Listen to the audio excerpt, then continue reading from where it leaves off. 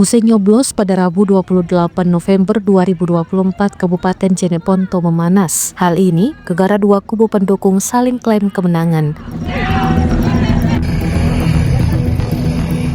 Seperti rekaman yang beredar di media sosial, tepatnya di Kecamatan Bangkala, memperlihatkan konvoi tim pemenang Paris Yasir Islam Iskandar, Paslon 02 di depan posko tim 03 Muhammad Sarif Mohnoer Alim Kalbi memancing keributan di malam hari.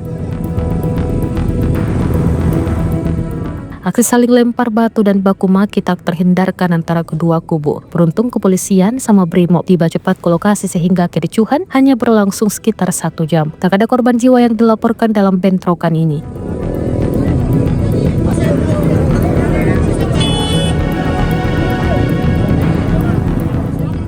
Sementara itu, diketahui pasangan calon bupati dan wakil bupati Jeneponto, Sarif Pata dan Mohalim Kalbi berhasil memenangkan Pilkada 2024 dengan perolehan suara sebesar 42,15%. Kemenangan ini diraih berdasarkan hasil perhitungan manual yang dilakukan oleh tim pemenang serta quick count dari Skrip Survei Indonesia.